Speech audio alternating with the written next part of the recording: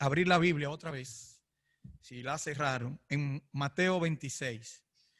Si la apagaron, préndanla también, porque ahora hay que prender cosas también. Mateo 26,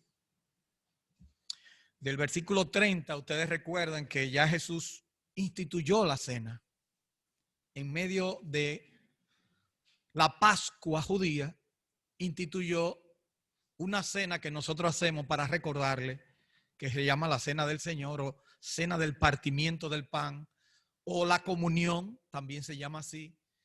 Los católicos le dicen la Eucaristía, pero es una palabra en realidad griega que significa de gracia. Y eso es una palabra histórica dentro del cristianismo, o sea que no piense que es privativo de una iglesia en específica. Estuvimos viendo cómo el Señor dio esos detalles, pero cuando cantaron el himno, dice el versículo 30, entonces Jesús les dijo, del versículo 31 en adelante, todos vosotros os escandalizaréis de mí esta noche, porque escrito está, heriré al pastor y las ovejas del rebaño serán dispersas. Después de haber partido entonces el pan, cantado el himno, que consistía en cantar la última parte es lo que los judíos llamaban a eso, el Halel, que usaban para la Pascua. Si ustedes ven y leen y tienen tiempo, ¿qué era lo que ellos cantaban? Era interesante, porque el Salmo 116 es un salmo que habla mucho de lo que Dios hizo. Y eso es importante. O sea, que ellos cantaban del Salmo 115, Salmo 116, Salmo 117, que nosotros no lo sabemos, porque es el capítulo más corto de toda la Biblia. Alabad a Jehová, naciones todas, pueblos todos, alabadle, porque han engrandecido sobre nosotros su misericordia y la verdad de Jehová es para siempre, aleluya, amén. Salmo 117, creo que son 2 versículos nada más que tiene ese salmo. Y el último salmo que se cantaba era el Salmo 118. O sea que eso constituía lo que ellos llamaban el Halel. Así que en esta euforia, diría yo, en esta alegría, imagínense cantando un himno, alabando a Dios, dando gracias. Si quisiera solamente, vean una muestra tal vez del Salmo 116, que es uno de los salmos que estaba dentro del canto que ellos hacían. Aunque el 118 ya lo cantamos, pero casi nunca conocemos el Salmo 116. Por ejemplo, el versículo 1 del Salmo 116 dice, amo a Jehová, pues ha oído mi voz y mis súplicas, porque ha inclinado a mí su oído, por tanto le invocaré en todos mis días. Me rodearon ligaduras de muerte, me encantaron las angustias del Seol, me encontraron. Angustia y dolor había yo hallado. Entonces invoqué el nombre de Jehová diciendo, oh Jehová, libra ahora mi alma. Y es interesante, yo no tengo el tiempo, pero eso era lo que ellos cantaban. Porque recuerden ustedes que ellos le decían a los salmos el salterio. Incluso cuando se escribe el Nuevo Testamento, el himnario que se utilizaba era los salmos. Por eso Pablo, cuando habla de la llenura del Espíritu Santo, en Efesios capítulo 5, cuando habla de cantando con salmos, himnos y cánticos espirituales, cantando y alabando al Señor en vuestros corazones. Literalmente dice salmoniando, haciendo salmo, la idea. A mí me gusta mucho la versión en inglés que le gustaría a Amadeo, porque tiene una palabra como que uno la ve muy bien. Porque por lo regular uno piensa que el canto solo depende de la mente y la boca. Pero hay una parte emotiva dentro de la adoración y el canto. Dice, en inglés dice, singing en español diría, cantando y haciendo melodía al Señor en vuestros corazones. O sea, interesante, porque el corazón pone la melodía. En medio de todo esto, Señor, en medio de todo esto, el Señor, en medio, diría yo, de la alabanza, en buen dominicano tiró una bomba. ¿Sabe lo que el Señor entonces dice? Entonces Jesús les dijo, todos vosotros os escandalizaréis de mí esta noche, porque escrito está, heriré al pastor y las ovejas del rebaño serán dispersas. La palabra escandalizar es una palabra que es igualita en griego que en español. Dice escándalo es la palabra griega. Y esta segunda advertencia es una segunda advertencia en este capítulo sobre la realidad de su entrega. Esta vez no hablando a las autoridades, como dice el mismo capítulo 26, verso 2, donde dice, sabéis que dentro de 2 días se celebra la Pascua y el Hijo del Hombre será entregado para ser crucificado. Ahora el dedito que era acusador para aquellos, ¿quién que quiere negar al Señor? Que en la cena estaban, soy yo, Señor, soy yo. La cosa fue interesante porque el Señor tiró esa bomba diciendo que todo lo iban o se iban a escandalizar. Sería la palabra del versículo 31. Todos vosotros os escandalizaréis de mí esta noche. O sea, me van a negar. Esa es la palabra. ¿Cómo va a ser? Y ahí sigue la conversación. Y el Señor dice la razón. Dice, si tú le das en la cabeza, por así decirlo, o rompe la cabeza, las ovejas son dispersas. Si el pastor les rompe en la cabeza, las ovejas son dispersas. Por eso es la importancia que tiene un liderazgo sano. Le voy a poner ahí algunos detalles para entender la palabra escándalo, que es la palabra griega. Y está igualita en español que en inglés, perdón, que en español que en griego. La palabra escándalo se escribe igual en los dos idiomas. Es lo que se conoce entonces como una transliteración. Cuando uno dice una transliteración, hay palabras que no son nuestras, que vienen de otro idioma, pero vienen igualitas. La palabra estrés no es una palabra en español, pero una transliteración en español, estrés. Una palabra que uno usaba mucho antes, qué sé yo, la tanda vermú. Es una tanda de los cines que había antes. Es una palabra francesa. Antes cuando te regalaban un ramo de flores, no decían un ramo, decían un buqué. Pero todo el mundo sabía lo que era un buqué. Por eso son las transliteraciones. Apocalipsis es una palabra transliterada. Y la palabra escándalo también aquí. La idea es como si fuera una vara con una trampita. Ustedes van a caer en la trampa. Eso fue lo que el Señor le estaba diciendo a ellos. Y los discípulos iban todos sin excepción a caer en ella. Ustedes dirán, ¿pero cómo? Pero aquí lo que está hablando de la negación de Pedro. Pero si usted sigue leyendo, dice la parte final del versículo 35, aunque la mencionemos varias veces, no importa. Dice, Pedro le dijo, aunque me sea necesario morir contigo, no te negaré. ¡Wow! ¡Qué convicción tenía Pedro! Y todos los discípulos dijeron lo mismo. Pero nada más hablamos de Pedro. Lo que pasa es que Pedro fue muy atrevido. Pedro se atrevió, como mucha gente cuando se muere alguien en un velorio, que su mamá era una buena cristiana y su papá también, y se muere uno de ellos. Dice, y ellos desde chiquitos fueron a la iglesia, pero se apartaron del Señor. Y están ahí en el velatorio y dicen, Dios, Señor, yo no le voy a fallar a mi padre. No vuelven más a la iglesia ese día que fueron, oyeron el mensaje. Porque ellos piensan que eso depende de tener deseo, sin acudir a donde tiene que acudir, a buscar la fuerza necesaria, a depender de quien te puede hacer no caer y quien te puede hacer que tú permanezcas, para decirlo en términos positivos. En segundo lugar, sin excepción, por la frase aquí es enfática, todos vosotros. Miren cómo dice el versículo 31. Entonces Jesús le dijo, todos vosotros.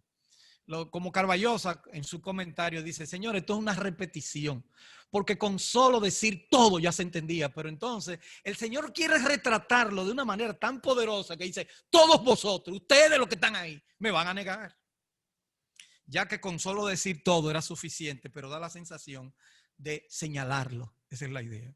En tercer lugar, casi siempre, solo recordamos a Pedro como el protagonista, porque el único que habló de no negar a su maestro fue este. Pero estaban todos incluidos. Con todo, y lo que Jesús predice, hay un perdón que se manifiesta en gracia adelantada para sus discípulos. ¿Por qué? En el versículo 32, el Señor Jesucristo le da como una especie de gracia por adelantado. Como quien dice, yo sé que ustedes son unos débiles. El Señor sabe que nosotros somos débiles también. El Señor sabe que usted tiene sus debilidades. Pero al mismo tiempo, Él da una gracia adelantada. Es su gracia le pertenece a Él. Pero recuerden que también es un Dios de justicia. No abuse de la gracia de Dios pensando siempre que usted va a hacer lo que le dé la gana porque le dé gracia. ¿Qué dice el Señor por adelantado? Noten esa frase, versículo 32. Pero después que haya resucitado, iré delante de vosotros a Galilea. Ven acá, Señor. O sea que ya, Él murió ya y todo, y resucitó. Como quien dice, lo espero allá en la subida en Galilea, ya no vemos. Porque ustedes saben que Jerusalén quedaba en una zona muy diferente a donde quedaba Galilea. Galilea quedaba mucho más al norte y por eso reconocen a Pedro incluso ahí. dentro de la negación, porque le oían hablar. Es como decir, este tipo es ibaeño, habla con la I. O sea, o es capitaleño, habla con la L. O es sureño, habla con la R. Uno dirá que como que en un país tan chiquito como República Dominicana hay ya tantas personas que hablan tan diferente. O sea, cuando nos colonizamos, nos educamos aquí, todavía yo tengo problemas para decir las S. ¿Por qué? Porque eso es parte de nosotros, cortar las palabras, pa, en vez de decir para, eso es parte de nuestra idiosincrasia en el idioma. Bueno, eso ocurría, siempre ha ocurrido y así siempre ha sido. Pero noten que el versículo, si se compara este versículo cuando dice, pero después que haya resucitado, iré delante de vosotros a Galilea. Si se compara cuando él fue a Galilea, en el capítulo 28, ya finalizando el libro de Mateo, el Señor fue a Galilea y ahí se reunió con sus discípulos y ahí fue que le dijo que estaré con vosotros todos los días hasta el fin del mundo. Y dice el versículo 28, 16, lo tengo creo que por ahí también, ahí está. Pero los 11 discípulos se fueron a Galilea, al monte donde Jesús le había ordenado, menos uno, Judas, realmente. Entonces aquí está lo que se llama, yo diría que esta es la parte introductoria de este mensaje. En el versículo 33 al 35, entonces viene una profecía de que Pedro le iba a negar al Señor. En el versículo 33 dice, respondiendo Pedro le dijo, aunque todos se escandalicen de ti, yo nunca me escandalizaré. Recuerden la palabra escandalizarse. Aunque todos caigan en el anzuelo, yo no voy a caer en esa, yo no voy a hacer eso. Jesús le dijo, de cierto te digo que esta noche, antes que el gallo cante, me negará 3 veces. Y Pedro le dijo, aunque me sea necesario morir contigo, o sea, fue más enfático, no te negaré. Y todos los discípulos, ya lo vimos, dijeron lo mismo. Yo digo que tanto la negación de Pedro como la de los discípulos, los otros, se pueden ver en todo el contexto. Claro, la Biblia le dedica a Pedro un espacio por ser una persona muy importante dentro del grupo de los discípulos. Pero si uno sigue la secuencia, se va a dar cuenta que en el huerto de Getsemaní, los otros discípulos se duermen igual.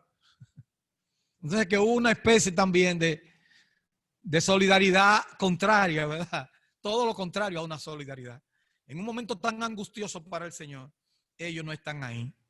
Así que tanto la negación de Pedro como la de los discípulos se puede ver en el contexto de la lectura de este pasaje, porque así esto incluimos, si lo incluimos aquí en el huerto de Getsemaní como parte del abandono de todos sus discípulos, y pudiéramos decir que hay 2 puntos, la negación de Pedro y la negación de los demás discípulos. En cuanto a la negación de Pedro, debemos verlo en paralelo con el pasaje de su cumplimiento de esta profecía. Debemos verlo en paralelo porque ya no tenemos que tocarlo más. Y se lo voy a leer rápidamente. En este mismo capítulo 26 aparece cómo fue que Pedro negó al Señor. Pedro estaba sentado, versículo 69, fuera en el patio y se le acercó una criada. Miren ustedes, el Señor Jesucristo fue hecho prisionero en el huerto de Getsemaní. Jesucristo no durmió orando. Luego de ahí es hecho prisionero, lo llevan donde Caifás en la noche. Comienza la acusación, la entrevista.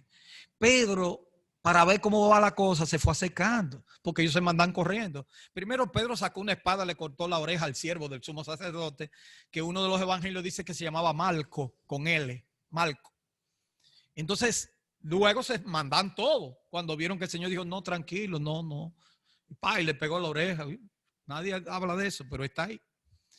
Y en medio de esa situación, Pedro va al patio donde está el Señor, o sea, el lugar donde vive el sumo sacerdote, donde está Caifás, exactamente. Y está ahí como mirando, pero parece que había también mucha gente, era común que siempre pulularan personas, se calentaban, había fuego, o sea, había un albergue, por así decirlo, un refugio. Entonces, Pedro aparece aquí en este 69, estaba sentado fuera en el patio y se le acercó una criada diciendo, tú también estabas con Jesús el Galileo. Mas él negó delante de todo diciendo, no sé lo que dices. Ven ahí el león. Versículo 71. Saliendo él a la puerta, le vio otro, o sea que el hombre dice, déjame quitarme de aquí porque ya me conocieron. Se fue a otro lugar y cuando iba por allí, viene otra criada y le dijo, las criadas no son fáciles, ellas se dan cuenta de todo. Y dijo a los que estaban allí, también estaba con Jesús el Nazareno.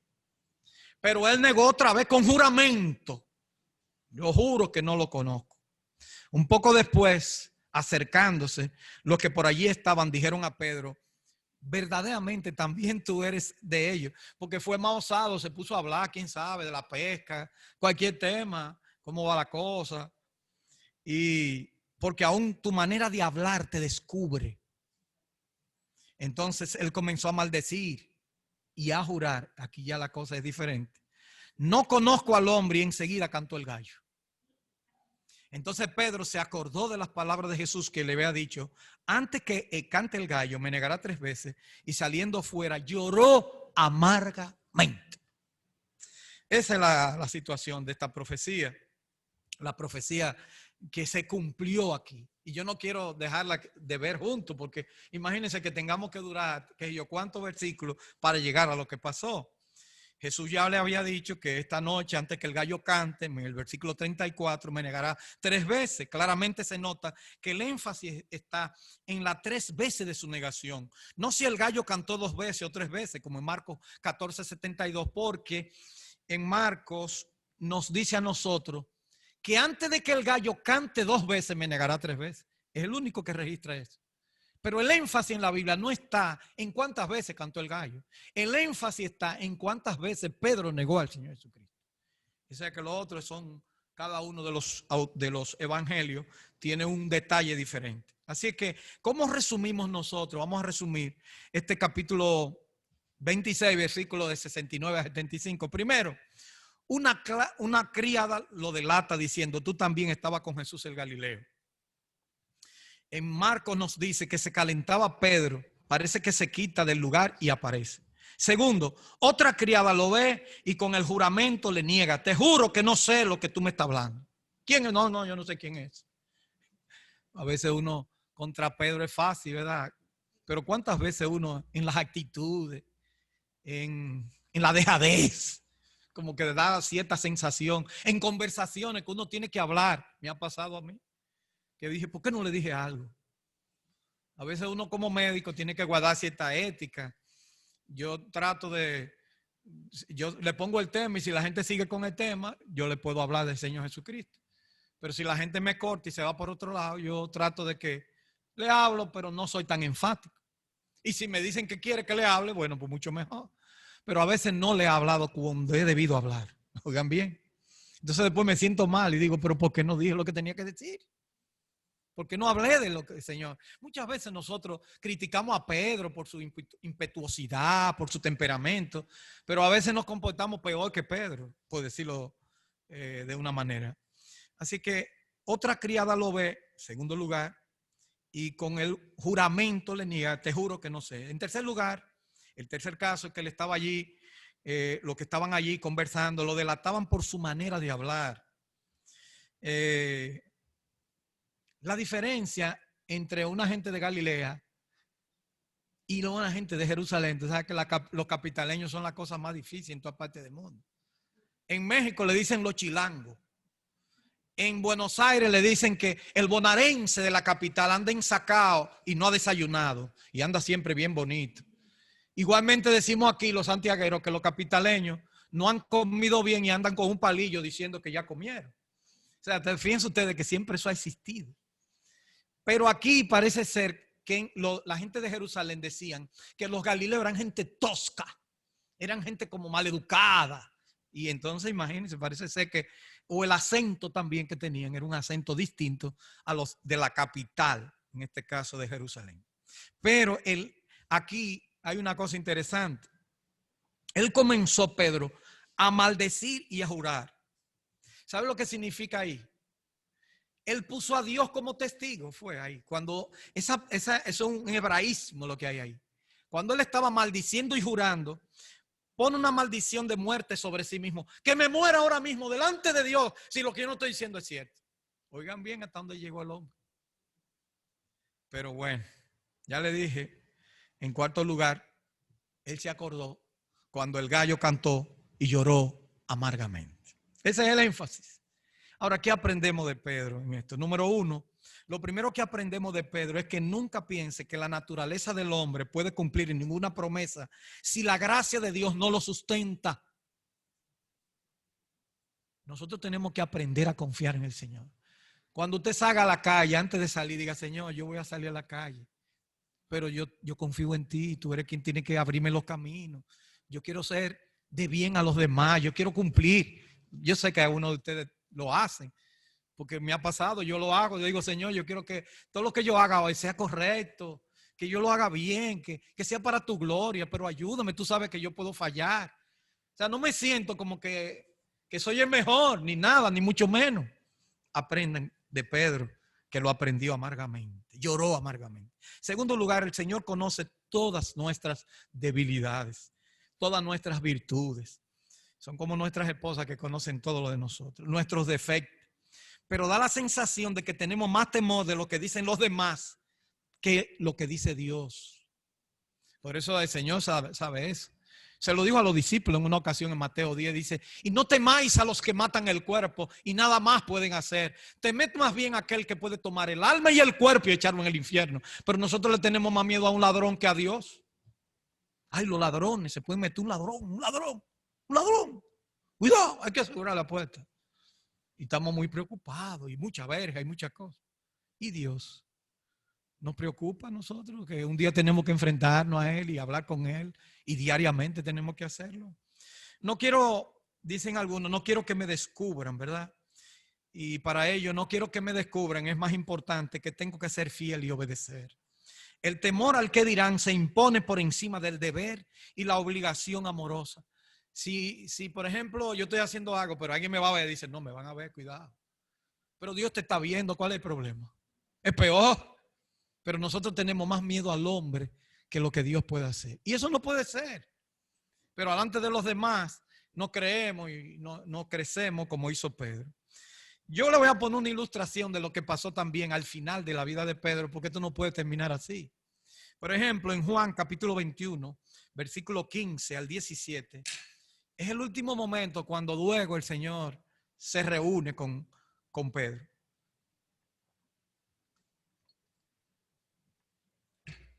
Dice que cuando hubieron comido, Jesús dijo a Simón Pedro, Simón, hijo de Jonás, ¿me amas más que esto? Le respondió, eso ya es final, cuando el Señor está con él ahí en el último minuto, cuando se resucitó y todo. Sí, Señor, tú sabes que te amo. El Señor le dijo, apacienta mis corderos, dale de comer, pastorea, es la idea. Volvió a decirle la segunda vez, Simón, hijo de Jonás, ¿me amas? Pedro le respondió, sí, Señor, tú sabes que te amo. Le dijo, pastorea mis ovejas. Versículo 17, le dijo la tercera vez, Simón, hijo de Jonás, ¿me amas? Pedro se entristeció de que le dijese la tercera vez, ¿me amas? Y le respondió, Señor, tú lo sabes todo, tú sabes que te amo. Jesús le dijo, apacienta mis ovejas. Yo no voy a entrar en el juego de palabras que hay ahí, porque hay un juego de palabras con filio y ágape. No voy a entrar en eso. Independientemente, el Señor al final le dijo, es como en español dijéramos que el Señor le preguntara, Pedro, ¿tú me amas? Y él decía, yo te quiero. Pedro, ¿tú me amas? Señor, yo te quiero. Entonces el Señor a la tercera vez le dijo, Pedro, ¿tú me quieres? Señor, tú sabes que te quiero. ¿Entiendes? Hay un jueguito de palabras ahí en el idioma, pero en el fondo lo que está tal vez es las 3 veces que se lo dice. Tal vez le recordó lo que él hizo con él. Muchos piensan que es eso. Que Pedro se acordó de que lo negó, pero que no es el propósito del Señor eso. De ahí en adelante Pedro era otra gente. A Pedro lo tenían hasta amarrado en la cabeza un día con un soldado y se durmió. No le importaba nada. Está pensando en su Señor. Qué bueno y misericordioso es nuestro Señor. Qué oportunidad le dio a Pedro y a sus demás discípulos. Porque en realidad se acercaron al Señor en arrepentimiento. Judas no estaba en eso. Judas vendió al Señor y le negó. La segunda negación de los discípulos, pues yo estoy muy emocionado, estoy predicando como relax. Aparece en el versículo 36, que es el huerto de Getsemaní. 36 al 46. 10 versículos. aparecen ahí. En esta porción de la Escritura, y lo voy a tratar de ceñirme de las notas para no salirme, es muy importante para mostrar los sufrimientos de Cristo. No necesariamente sufrimiento físico, sino en el orden psicológico o emocional.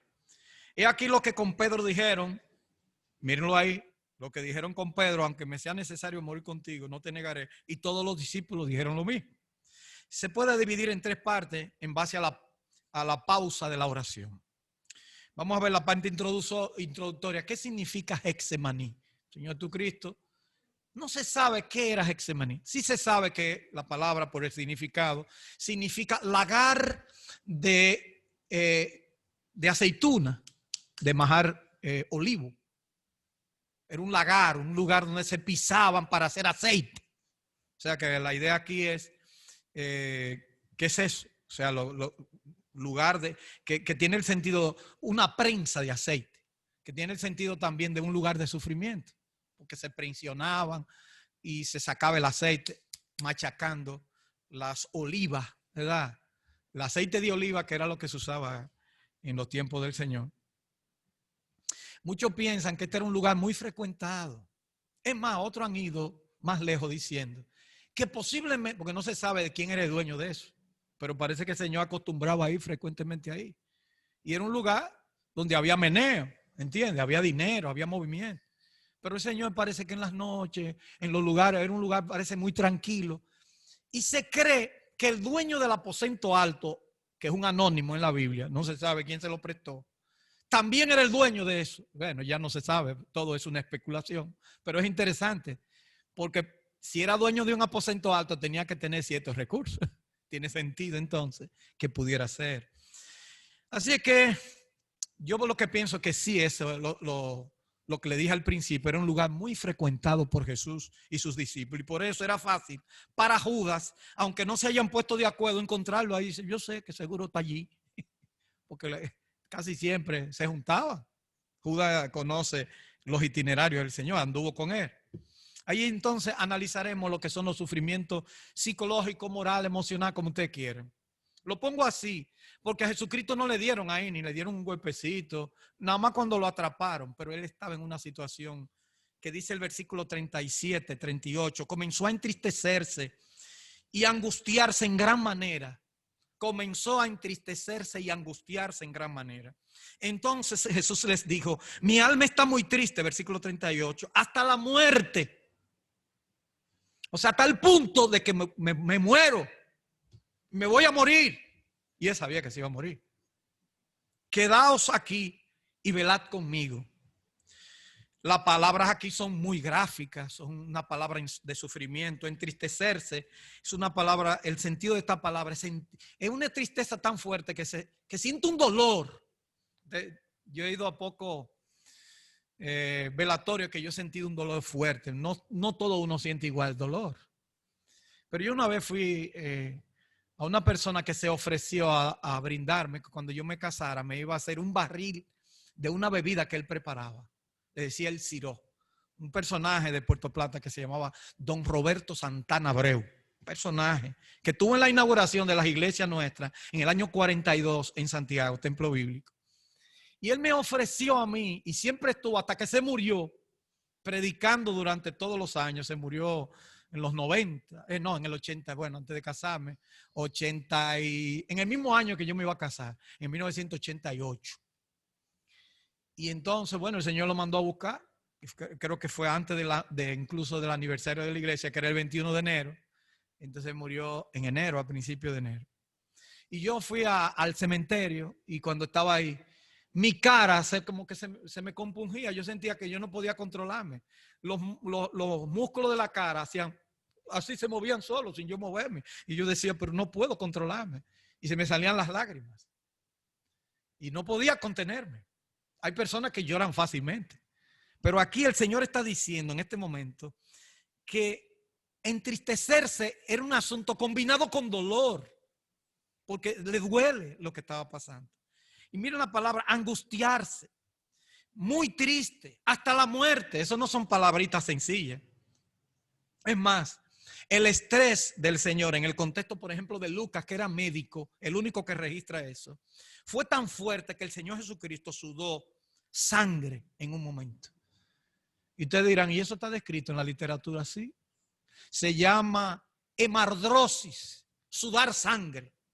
Cuando los capilares de la cara son muy visibles, la persona con un sufrimiento y un estrés muy fuerte, se les rompen los capilares de la cara y puede sangrar con sudor. Y el Señor Jesucristo, con su sufrimiento, que nadie le dio una pela en ese momento, ni mucho menos. Pero la tensión que él tenía era tan grande que Mel Gibson, en su película La Pasión, quedó corto relacionada con eso. Así que nos preguntamos, ¿por qué sufre el Señor Jesucristo? Debería sentirse contento, ¿verdad? En un momento como este, menciona la copa, que se refiere a la ira del Padre que iba a ser derramada sobre él. No es sencillo el asunto. Él sabía que era su muerte. Las expectativas de la muerte es más desesperante muchas veces que la muerte misma. Por eso lo que torturan, lo que le tapan la cara, que le cogen una pistola sin tiro, ¡ca! O le tiran en los lados, ¡pam, pam, pam! Tú crees que te van a matar y te dejan vivo, pero... Y esa tensión. Sin embargo, Cristo sabía lo que venía. En Cristo no es igual que otra gente que no sabía. El Señor Jesucristo dijo tantas veces que iba a morir. Él sabía. Pero era necesario que Él muriera. Y Él lo sabía también. Que el Padre lo abandonara en ese momento de angustia, era el momento más difícil de estrés para el Señor Jesucristo. Dividiremos estas oraciones en tres y vamos a hacer un resumen en tres espacios de oración, donde en cada uno Jesús espera de sus discípulos una actitud para velar y orar, tomando de manera personal a tres de ellos. Miren que en la oración dice, versículo 38 en adelante, y tomando a 37 dice, y tomando a Pedro y a los dos hijos de Zebedeo, o sea, dos hermanos, Jacobo y Juan, que eran los hijos de Zebedeo, tomando a Pedro y a los dos hijos de Zebedeo, comenzó a entristecerse y a angustiarse en gran manera. Otra vez. Entonces Jesús les dijo, mi alma está muy triste hasta la muerte, quedaos aquí y velad conmigo. Otra vez la idea, o sea que ya la repetimos. Yendo un poco adelante, se postró sobre su rostro y orando y diciendo, Padre mío, si es posible, pase de mí esta copa, pero no sea como yo quiero, sino como tú quieres, Señor. Un momento de verdad difícil. La oración es la misma en los tres casos. Padre mío, si es posible, pasa de mí esta copa, pero no sea como yo quiero, sino como tú. Varias cosas hizo Jesús en la primera oración. Se apartó de sus discípulos que andaban con él, puso su frente sobre el suelo, o sea, se postró sobre su rostro, se tiró al piso, puso la cabeza en el suelo y oró. Cuando se acerca a él, ocurrió lo que uno está pasando por una situación, lo que uno que está pasando por una situación difícil no quiere. ¿Qué pasó? Dice, entonces vino Jesús a los discípulos, después que ora la primera vez, y los halló durmiendo y dijo a Pedro, con que no pudieron velar una hora junto a mí, una horita. El león no se crea muy león. Yo por eso, cuando veo a Pedro, yo me asusto y digo, no, Señor, yo no soy un león, cuídame. Me pongo chiquito, con que una horita nada más. Entonces aparece la segunda oración, porque vamos a hacer un resumen rápido. Otra vez fue, versículo 42, y oró por segunda vez, diciendo, Padre mío, si no puede pasar de mí esta copa sin que yo la beba, hágase tu voluntad. La copa, tienen que entender que significa aquí, no es que él no quería ir a la muerte. El Señor sabía que él tenía que ir a la muerte.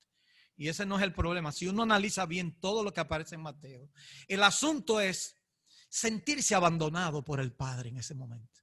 Y el Salmo 22 lo retrata cuando dice en el Salmo 22:1, Dios mío, ¿por qué me has abandonado? Dios mío, clamo de día y no responde, y de noche y no hay para mí reposo, pero solo tú eres santo. Tú que habitas entre las alabanzas de Israel.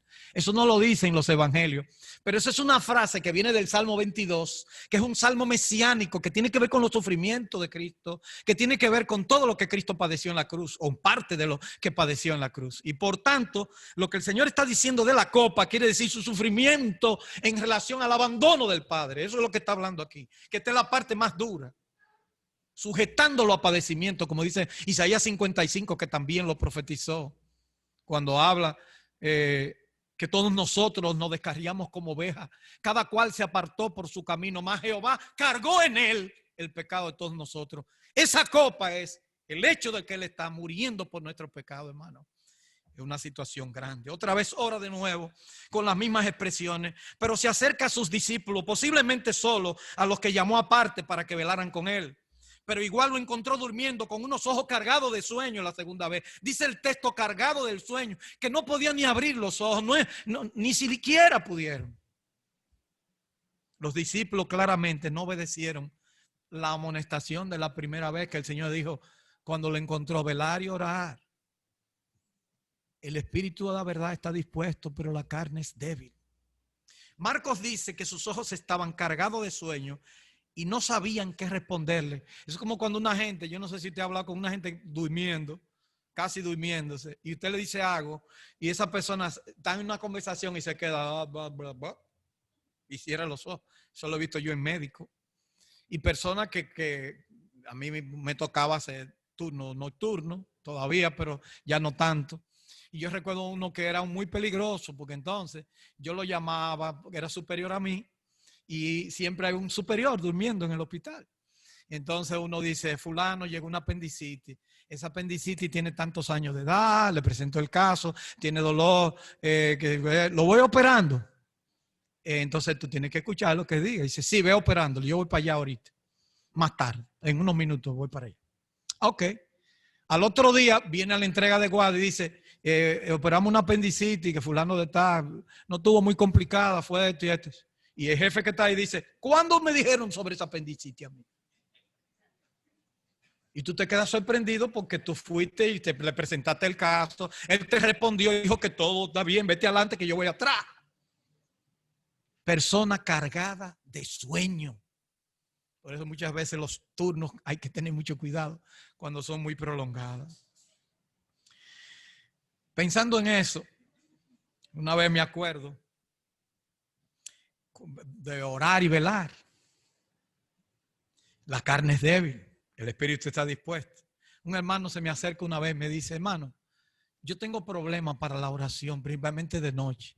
Y yo le pregunto, hermano, ¿y cómo usted ora? Y dice, bueno, yo por lo regular, como hay mosquitos en la casa, yo pongo el mosquitero, me pongo abajo el mosquitero, me entro en la cama y me arropo por si acaso. Y me quedo dormido, dice él. Y yo, bueno, mire hermano, usted no puede orar así y más si usted se queda dormido. Tiene que tratar de buscar otra forma para que no se quede dormido porque usted se está sintiendo mal. Sí, claro que me siento mal, por eso le estoy diciendo que me dé un consejo. Bueno, después de muchos consejos, como a las 2 semanas viene el hermano y me dice, hermano, está resuelto el problema. Y yo, ¿cómo? Dice, ya no tengo problema, no me duermo.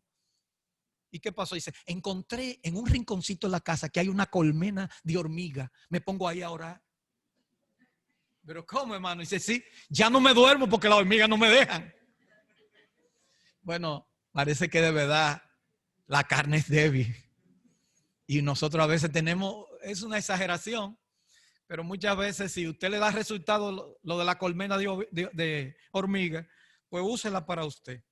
La tercera oración y última aparece en versículo 44, dice, y dejándolo se fue de nuevo, o sea, después que le aconsejó, y oró por tercera vez, diciendo las mismas palabras. Entonces vino a sus discípulos y les dijo, dormid ya, volvió de nuevo, y descansad, he aquí, ha llegado la hora y el Hijo del Hombre es entregado en manos de pecadores. Levantaos, vamos, ved, se acerca el que me entrega.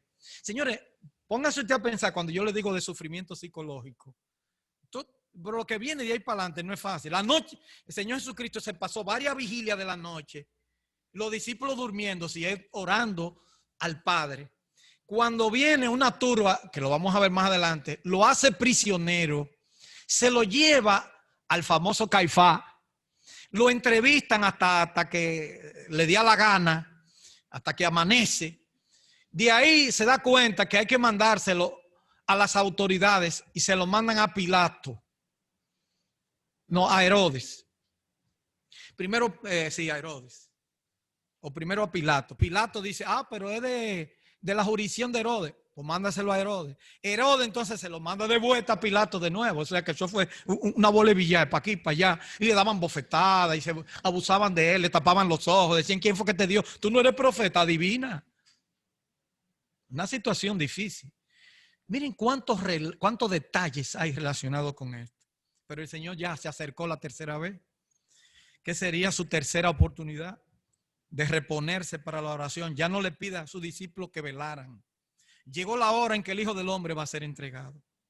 En otro de los evangelios sinópticos nos dice el médico Lucas, que yo la mencionamos ahorita, Lucas 22:43, porque es el mismo relato, se le apareció un ángel del cielo para fortalecerle, porque los de aquí fallaron.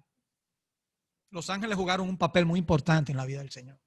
En su nacimiento, en su bautismo, en su tentación, en su muerte, en su sepultura, en su resurrección, todo.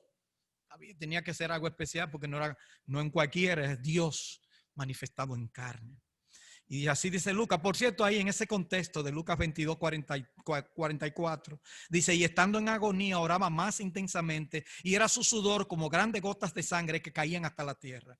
Y Juan nos dice que Jesús salió triunfante de Getsemaní cuando declara Juan 18:11. Jesús entonces dijo a Pedro, mete tu espada en la vaina, la copa que el Padre me ha dado, no la he de beber. Le dijo a Pedro, Pedro, esto ya está resuelto.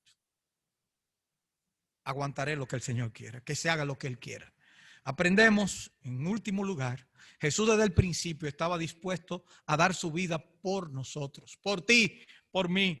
Es cierto que la copa de la ira del Padre iba a ser derramada, pero gustosamente accedió por ti y por mí. En segundo lugar, la carne es débil, sin embargo, el espíritu está dispuesto. Conociendo esa realidad, no te confíes como los discípulos en tu propia fuerza.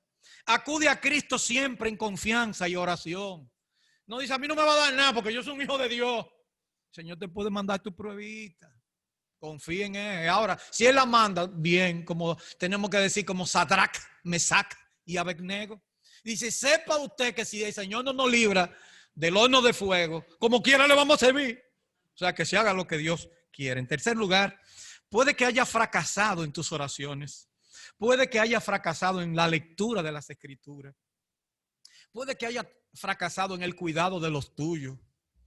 Confía en Cristo. Él te ha de sustentar. Cada día cuando te vence el sueño, cuando te venza el cansancio, el ocio, lo que sea, cualquier cosa, los malos pensamientos, porque hay mucha gente deprimida en estos días y que están caos y tantas cosas y que no le dé dinero, Señor, ¿qué voy a hacer? Y los préstamos. Es que hay gente que se meten en cosas grandes también, pero que uno no pensaba que esto iba a ser así, dicen algunos. Pero yo conozco un amigo mío que pagaba 400,000 pesos al mes y cuando se vio con la primera fase, tuvo que vender una casa, vender aquí, vender allí. Cuando vino para poder amortiguar, bajó nada más 100,000. Hay que pagar 300 todos los meses. Hay que tener cuidado. Confía en Cristo, Él te va a sustentar. Pero ahí se da la oportunidad de que nadie construye una casa sin calcular el costo, como dice el Señor Jesucristo. Dice un himno que yo lo oía desde niño y retrata lo que tal vez nosotros teníamos. El himno se llama Del Trono Celestial. Él es el número 160, creo que, del himnos y cánticos del Evangelio. Dice, del trono celestial al mundo descendí. Como Cristo, como si tuviera Cristo cantando. Yo del trono celestial al mundo descendí. Sed, hambre padecí, cual mísero mortal. Y todo fue por ti. Y él le pregunta, ¿qué has hecho tú por mí? Mi sangre derramé y en mi agonía cruel bebí vinagre y hiel. Mi lecho una cruz fue y todo fue por ti. ¿Qué has hecho tú por mí? Por darte la salud, sufrí, pené, morí. Tu sustituto fui en dura esclavitud y todo fue por ti. ¿Qué has hecho tú por mí? El Padre Celestial, cumplida bendición, la eterna salvación, la dicha perennal, te doy de gracia a ti, a ti. Y esa es la pura realidad. Ese coro más o menos, ese himno dice más o menos de esa manera. Del trono celestial al mundo descendí.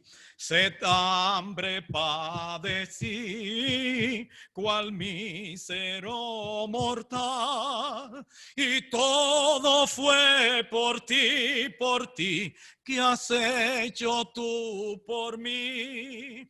Y todo fue por ti, que has hecho tú por mí.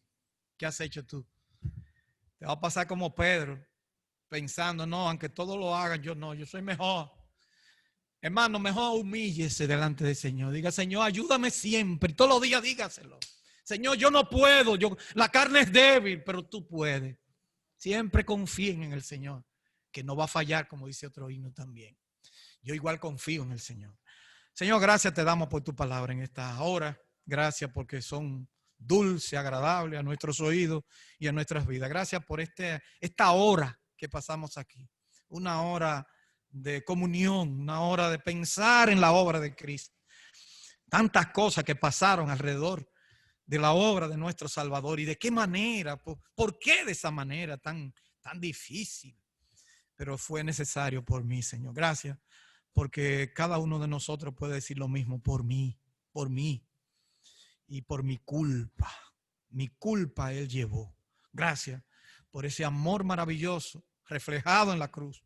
Gracias por tu cuidado y tu protección. Gracias porque no tenemos otra palabra para reconocer tu gloria, tu majestad, manifestada en tu Hijo Cristo. Tú pusiste, como dice Isaías, sujetándolo a padecimiento. O sea, sometiste a un estrés y a una situación tan extrema porque era necesario por nuestros pecados. Gracias, Señor. Tú eres tan sabio que hace lo que conviene para nosotros. Bendice nuestras vidas a poder decir que queremos hacer por ti. No tenemos nada, solamente tenemos que agradarte, hacer lo correcto. En otras palabras, tenemos que ser como si fuera un niño ante su padre, obedecer, hacer lo correcto. Ayúdanos, Señor, porque tampoco hacer lo correcto es tan fácil para nosotros. Se opone a nuestra propia naturaleza. Fallamos muchas veces. Por tanto, Señor, susténtanos, cuídanos en medio de todas estas adversidades. Sopórtanos, levántanos. Sé nuestro estribo, nuestra esperanza y nuestra pronta ayuda en medio de la tribulación y lo que venga. En ti confiamos. En el nombre de Cristo, tu Hijo amado. Amén.